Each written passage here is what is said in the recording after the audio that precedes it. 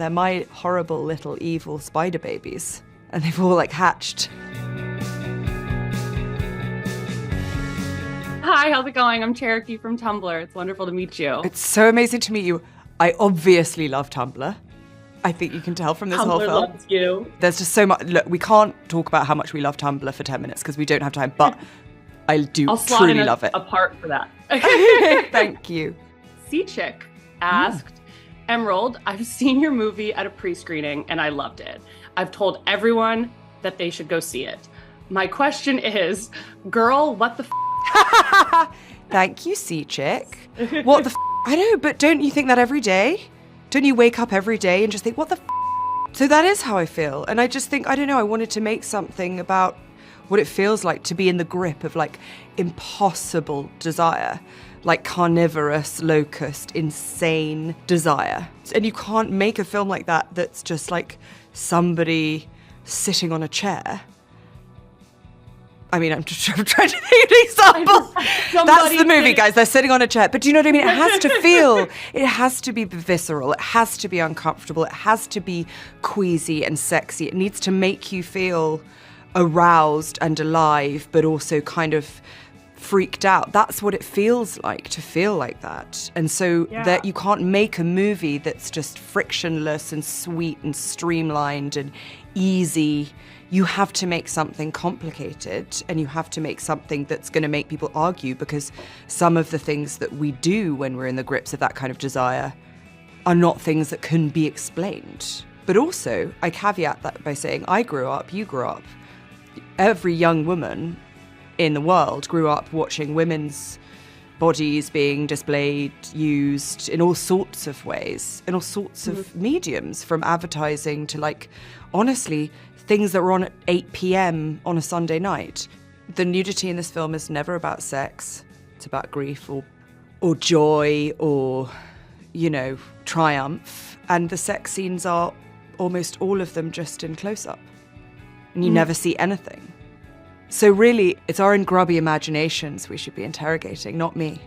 So I should ask C-Chick, what the f*** C-Chick? What the f*** C-Chick? What the f*** C-Chick? I didn't do anything. It's all in your head. What are some of your film inspirations for the overall cinematic look and aesthetic feel of the film when making Saltburn? I mean, there are so many, but just kind of off the top of my head, I think the whole of Peter Greenaway, but The Cook, the Thief, The Wife and His Lover, and The Draftman's Contract were huge. Joseph Losey is one of my all-time, he's one of the all-time greats, and I think The Go-Between as a book and as a film has such a bearing on this. And also, I would say The Servant, another film that he made with Harold Pinter, just exceptional, exquisite, beautiful framing, incredible use of space. We looked a lot at Hitchcock, particularly kind of framing and sort of camera position, particularly Psycho, Strangers on a Train. And then, of course, you've got to look at Cruel Intentions. The Dreamers, you know, Bertolucci, Stealing Beauty, any of those movies that have that kind of hot, dripping, summer, sex, hazy feel. And then Merchant Ivory, Morris particularly, but, you know, pretty much all of Merchant Ivory. We looked at The Remains of the Day for their use of kind of silhouette, really, really beautiful, clever use of silhouette, and also just such a great use of space, and also kind of longing. Because really this is a film about longing, and I don't know another film or book that expresses that feeling more beautifully. And I'm so sorry, I'm going to quickly blot because my New York apartment is 1,000 degrees right now. And oh, just don't want to be you! I'm sorry. Too sweaty in the interviews. No. I just wanted to make sure I'm not, you know, blot away. As you're saying all of these dripping movies, I'm like, yes. Hot, dripping, summer. Yes, I know. I mean, I feel ya. I'm wearing velvet, so we're in the same boat. And you look fantastic. You couldn't tell. You. You look like you are cool as a cucumber. Can I ask, is it obvious how hot I am, or is it more of a dewy look? Like, you should look I blot absolutely it more? Sensational. You look like one of those glazed donut TikTokers. So I think just lean in. That was the goal. You're just a little beautiful donut. What was it like filming that final scene? Was it just like, how many takes did it take, or was it just that one? It was an extremely technical take. I think the thing is that what you kind of learn to make something look fun and easy and louche is almost impossible. It was a very difficult technical film to make. It's got a lot of like very complicated technical stuff there, which is why it's incredible working with people like Linus and every member of the crew on this. And someone like Barry is just a joy. He's just a joy. For him, it's never about, I'm going to be naked dancing alone in a house. It's never that. It's about the feeling of why you would be doing that. That's what he's so exceptional at. So that dance feels, you feel it. We did it 11 times. That was the 11th take. It's one long shot. It's the inverse of Felix's tour, which was always how it was supposed to be, this kind of bookend, right? And so then, therefore, what we had to do, since it was one shot, is we had to have everything is lit from outside, but it had to be so you can't see any of the rigging, any of the lighting. The amazing camera operator, Ozzy, had to keep the framing exactly the same, so Barry's always in exactly the same kind of position with the camera, which is really difficult when you've got quite spontaneous choreography. It's just that stuff of like, for Barry to make it seem so effortless, so real, so private, is just a testament to how good he is. Do you think Oliver actually loved Felix, or just the idea of him? When there are psychological character questions, I'm always a bit reticent to answer them, because I think the answer is so clear in the film. The only thing I will say is that the opening line of the film is, I wasn't in love with him. And it's just whether or not you watch the film and think that Oliver tells the truth. I mean, I would say that, he's a liar. So therefore, I don't know that we need to take that proclamation seriously. But at the same time, I don't know. I mean, I certainly was in love with Leonardo DiCaprio when I was 11, but I didn't know him.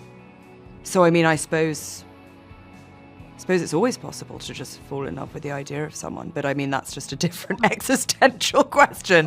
If you think you know someone fully and you love that person you know, but you don't really know them. No, of course you don't. But that's, I think, why Three Women, Lisa Taddeo's book was so exquisite, because I think it's the first time I've ever really, really seen and understood profoundly and seen somebody examine that thing that I think is peculiar to women, but not exclusively, but I think is specific, which is making up someone in your head, and against all proof to the contrary, believing they're that person that you've made up. It's probably everyone, to some extent, is in a relationship with a part of their imagination. Do you think you would have been able to clock Oliver for the kind of person that he really was if you were in that world? Oliver's gift is giving people what they want, is seeing what they really want, even if they don't know that they want it themselves. You're so, So what? real. Whatever that driving force we all have is, whatever that thing is that is like sacred to us and the kind of like heart of ourselves, he can stick his fingers into that. He's connected to that. So there's no, I don't think I could resist him, no. But it's kind of a curse as well, I think, for him, because it means that he's sort of, in a weird, perverse way, does kind of live in service, because he doesn't really ever get what he wants. It's kind of a lonely place to be as well. If there was a character who had the most imprint of Emerald in the film, or you saw yourself most reflected in, which character would that be, or would it be multiple? Well, look, it's such an interesting one when you've written something, because they're all me.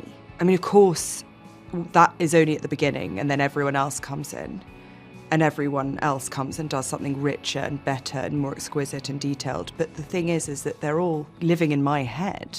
So I don't really know how to answer that, because, I am as much like Michael Gavey as I am Oliver or Elspeth.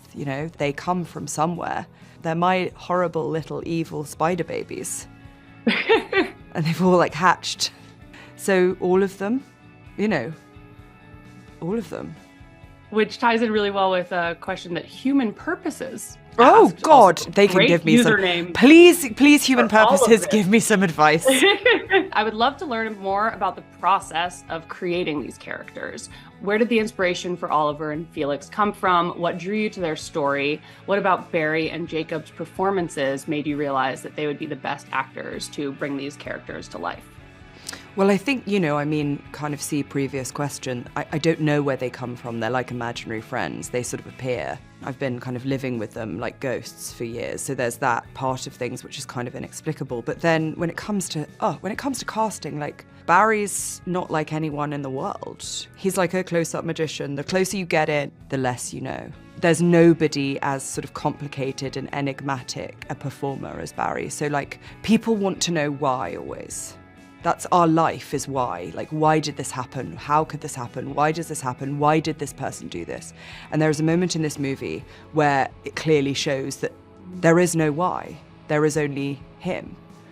And that is why someone like Barry is crucial, because you can read everything and nothing into his eyes, He's really enigmatic but yet so vulnerable, so vivid. So there couldn't really have been anyone else. And then, Jacob came in, and obviously part of Felix is that he has to have this like supernatural beauty and charisma, which Jacob has. But what Jacob also is an unbelievably genius observational comic, because he just did exactly what I wanted, and he was the only person that did it, which was come in and make this beautiful god just some like kind of dopey bloke.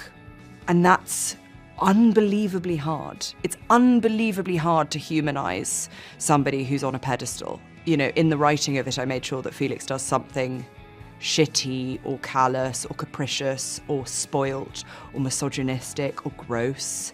Every scene, and we don't care. People leave the theatre and say, he's so nice, he was so nice. And you're like, but he wasn't. He was nice considering. He was nice for. He's not nice. He's just beautiful.